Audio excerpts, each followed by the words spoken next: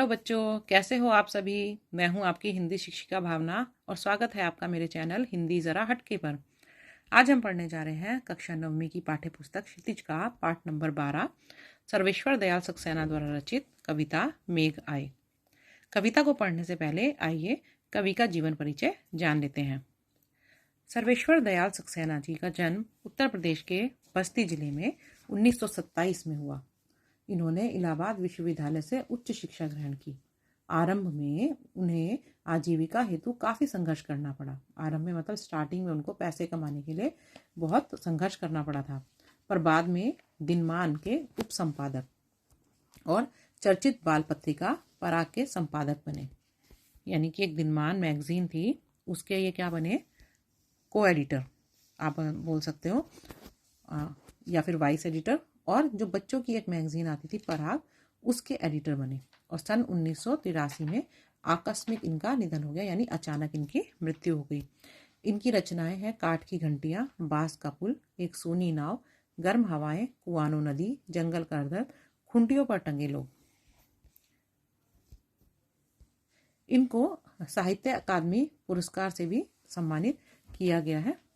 और आज जो हम कविता पढ़ने जा रहे हैं उस कविता में क्या है, उसमें मेघों के आने की तुलना किससे की गई है, जैसे कि जो है दामाद आए हों गांव में।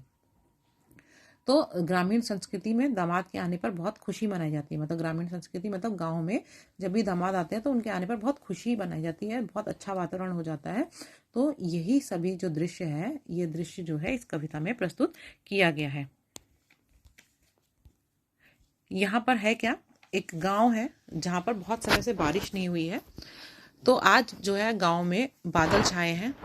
तो उनको क्या बोला गया है, बादलों को, कि ऐसा लग रहा है बादल आए हैं तो जैसे शहर से कोई मेहमान आया है, कोई दामाद आए हैं। उनकी इस तरह से आवभगत की जा रही है, उनके आने पर इस तरह से खुशी जताई जा रही है। तो आइए कविता पढ़ते हैं। मेघ आए बड़े बंठन के संवर के, आगे आगे नाचती गाती बयार चली। कवि क्या बोल रहे हैं कि मेघ यानी बादल, जो बादल हैं वो काले काले एकदम तैयार होकर बारिश करने के लिए तैयार होकर आए हैं। और आगे आगे नाचती गाती बयार चली। बयार मतलब हवा।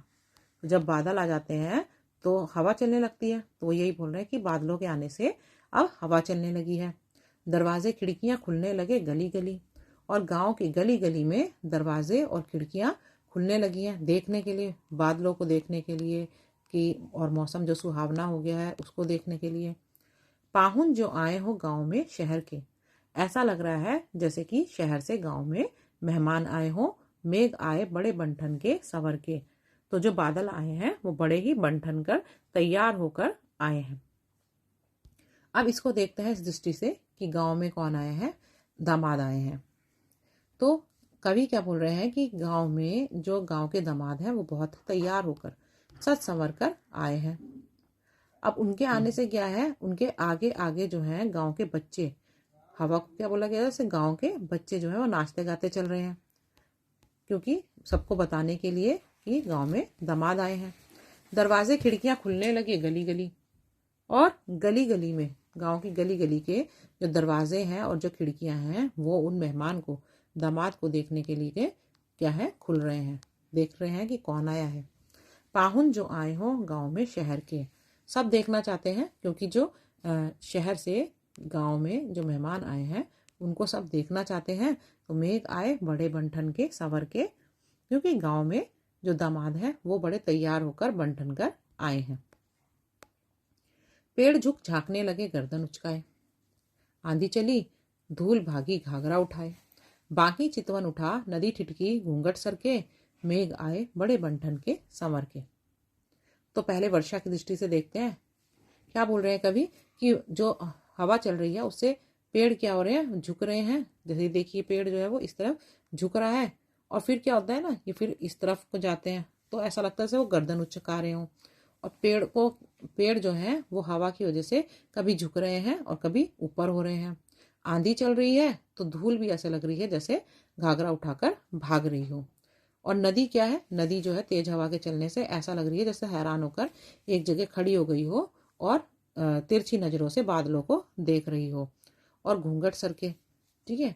तो जितनी भी जो गांव में जो भी और प्रकृति है, पेड़ पौधे जो भी हैं, वो घूंघट उठाकर किसको देख रहे हैं? बादलों को देख रहे हैं कि कब बारिश होगी। मेघ आए बड़े बन के संवर के, क्योंकि जो बादल हैं वो बहुत तैयार होकर एकदम सज संवर कर आए हैं, सुंदर होकर आए हैं कि अब बारिश होने ही वाली है। अब इसको दृष्टि एक देखते हैं दामाद के आने की दृष्टि से। तो यहाँ पेड़ों को क्या बताया गया है? गांव के लोग। पेड़ क्या है? गांव के लोग। यहाँ पर पेड़ क्या है? पेड़ बताए गए हैं कि गांव के लोग हैं। तो जो गांव के लोग हैं वो क्या कर रहे हैं? कभी गर्दन झुकाकर, कभी गर्दन को उचकाकर देखने की कोशिश कर रहे हैं कि कौन आया है। आंधी चल रही और धूल भागी घाघरा उठाए, और जो छोटी छोटी बच्चियां हैं, धूल मतलब जो उस गांव की छोटी छोटी बच्चियां हैं, वो घाघरा उठाकर आगे आगे भाग रही हैं खुशी में। बाकी चितवन उठा, नदी ठिठकी। अब नदी यहाँ पर क्या है? नदी यहाँ पर उस गांव की युवतियां हैं, लड़कियां हैं। तो वो क्या कर रही हैं? वो हैरानी से एक जगह खड़ी हैं और तिरछी निगाहों से मेहमान को या दामाद को देख रही हैं। घूंघट सरके कि गांव की जो भी औरतें हैं वो सब घूंघट सरकाकर उनको देखने की कोशिश कर रही हैं।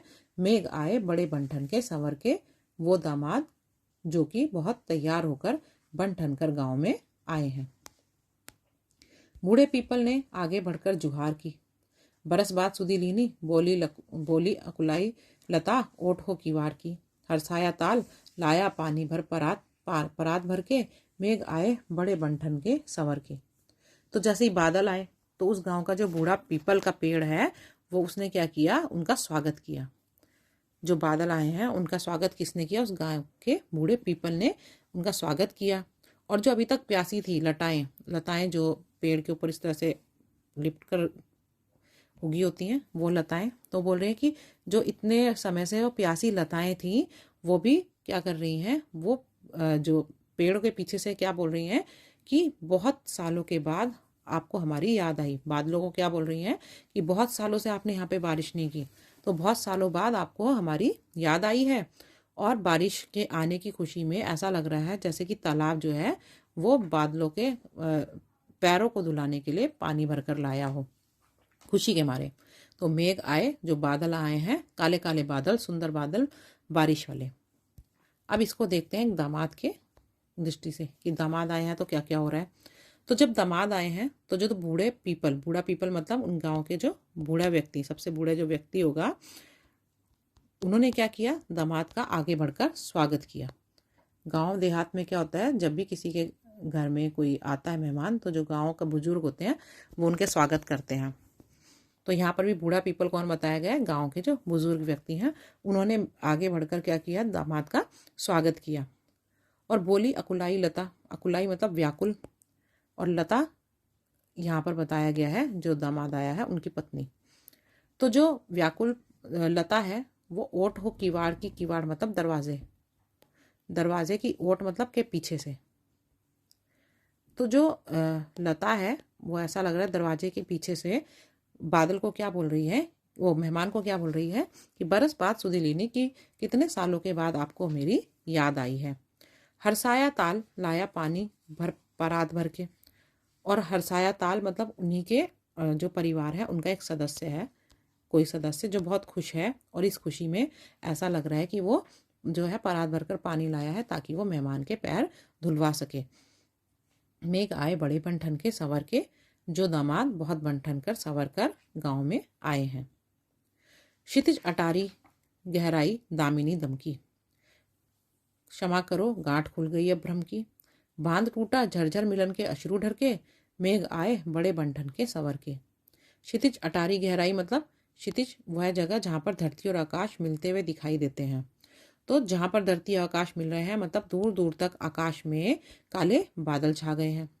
दामिनी दमकी मतलब, दामिनी मतलब बिजली, और दमकी मतलब चमकने लगी, बिजली चमकने लगी।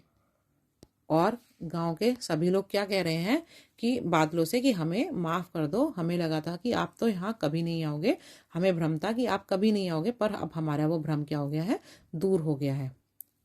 अब क्या हुआ? बांध टूटा झरझर मिलन के अश्रु ढर के। लोगों के जो इतने दिन से वो प्रतीक्षा कर रहे थे, इंतज़ार कर रहे थे, वो इंतज़ार का क्या हुआ? बांध टूट गया और अश्रु झर के मतलब बारिश होने लगी। मेघ आए बड़े बन के संवर के, और बारिश कौन कर रहा है? वो बादल जो बहुत तैयार होकर, जो बड़े सज संवर कर आए हैं। अब क्या है, जो दामाद हैं वो क्या कर रहे हैं? दामाद और जो उनकी पत्नी है वो आपस में बात कर रहे हैं। तो ऐसा लग रहा है जैसे वो छत पर खड़े होकर बात कर रहे हैं। तो छत से क्या दिख रहा है कि दामिनी बिजली चमक रही है और क्षितिज अटारी गहराई क्या हो रहा है, जो दूर दूर तक जो है वो बादल छाए हुए हैं। और पत्नी अपने पति से क्या कह रही है कि मुझे माफ़ कर दो, मुझे ये भ्रम था कि आप मुझे लेने नहीं आओगे, लेकिन आज वो मेरा भ्रम दूर हो गया। बांध टूटा, झरझर मिलन के अश्रु ढर के। अब दोनों पति पत्नी के मिलन पर दोनों में क्या हुआ? दोनों एक दूसरे से मिले और उनके आंसू बहने लगे। मेघ आए बड़े बंठन कर संवर कर। जो दामाद जो है वो शहर से गांव में बहुत तैयार होकर बंठन कर आए हैं। तो यह है आपकी कविता। आशा करती हूँ बच्चों कि आपको ये कविता समझ में आई होगी। एक चीज़ और आपको बतानी है कि ये जो पूरी कविता है इसमें मानवीकरण अलंकार जो है उसका प्रयोग किया गया है। पूरी कविता में मानवीकरण अलंकार का प्रयोग किया गया है क्योंकि आप देखिए प्रकृति की चीज़ों को, यहाँ पर प्रकृति की चीज़ों की तुलना मनुष्यों से की गई है।